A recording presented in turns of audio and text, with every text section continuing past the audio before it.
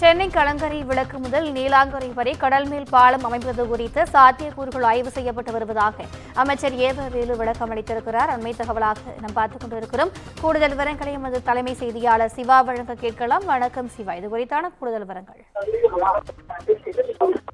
சென்னை கலங்கரை விளக்கத்திலிருந்து நீலாங்கரை வரையில் கடல்மேல் பாலம் அமைக்கக்கூடிய பணிக்கான சாத்தியக்கூறுகள் ஆராயப்பட்டு வருவதாக பொதுப்பணித்துறை அமைச்சர் ஏவவேலு சட்டப்பேரவையில தெரிவித்திருக்கிறார். இன்றைய சட்டப்பேரவையில வினாக்கள் விடைகள் நேரத்தின் போது பேசிய துணை சபாநாயகர் பிச்சாண்டி, மும்பையில் உள்ள அடல் சேது பாலம் போல தனுஷ்கோடியிலிருந்து இலங்கை வரை பாலம் அமைக்க அரசு முன்வருமா என்ற ஒரு கேள்வியை எழுப்பியிருந்தார்.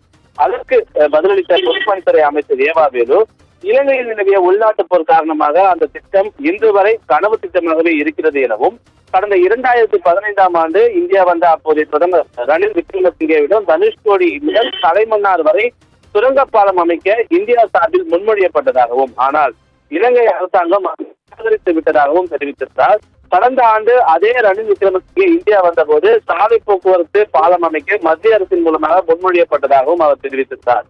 தொடர்ந்து பேசிய துணை சபாநாயகர் பிச்சாண்டி, ராமாயணத்தில் ராமர் இலங்கை பாலம் கட்டியதாக இருப்பதாகவும், மும்பையில் கடல் மேல் அடல் சேது பாலம் மத்திய அரசுடைய நிதியுதவியுடன் கட்டப்பட்டிருப்பதாகவும் தெரிவித்திருந்தார். அதோடு மட்டுமல்லாமல் போக்குவரத்து நெரிசல் அதிகமாக காணப்படக்கூடிய சென்னையில் பட்டினப்பாக்கத்திலிருந்து மகாபலிபுரம் வரையில் கடல் மேல் பாலம் அமைக்க அரசு முன்வர வேண்டும் என்றும் அவர் கேட்டுக்கொண்டார். அதற்கு பதிலளித்து பேசிய பொதுப்பணித்துறை அமைச்சர் ஏவவேலு, முதற்கட்டமாக கலங்கரை விளக்கத்திலிருந்து நீலாங்கரை வரையில் கடல் மேல் பாலம் அமைப்பதற்கான சாத்தியக்கூறுகள் ஆராயப்பட்டு வருவதாகவும், அதனை மத்திய அரசுடைய நிதி, மாநில அரசுடைய நிதி என இரண்டு அரசுடைய நிதி பங்களிப்போடும் தனியார் நிதி பங்களிப்போடும் செயல்படுத்துவதா என்பது குறித்து முடிவு செய்யப்பட்டு சாத்தியக்கூறுகள் எல்லாம் ஆராயப்பட்டு வருகிறது என்றும் பதிலளித்திருக்கின்றார். திவ்யா,